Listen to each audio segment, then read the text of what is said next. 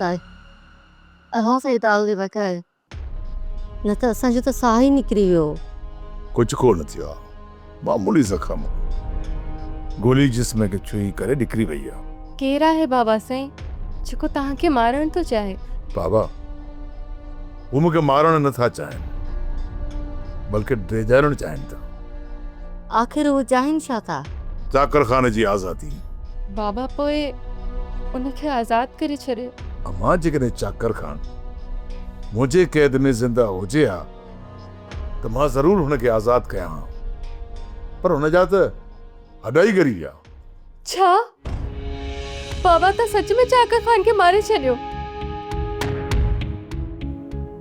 न बाबा न, इहो धोपो आहे। हू चवंदो हो त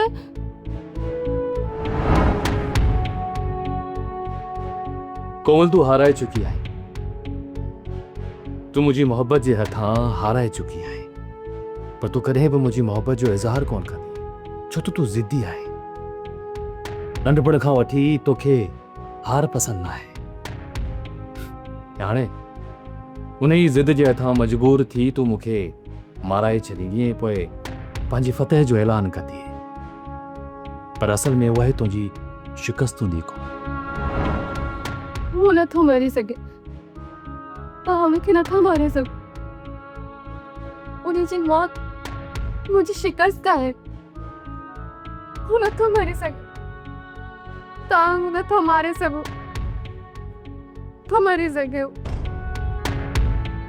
साईं हिनखे यकीन ॾियारणो पवंदो त चाकर ख़ान ज़िंदा आहे।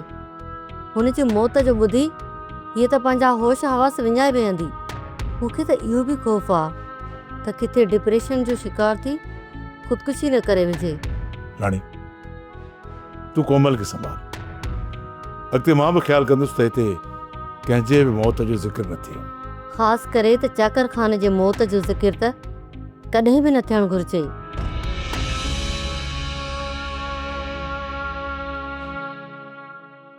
सब्सक्राइब कयो असांजो official YouTube channel Sindh TV HD drama ऐं वधीक अपडेट लाइ बेल आइकन खे क्लिक करियो।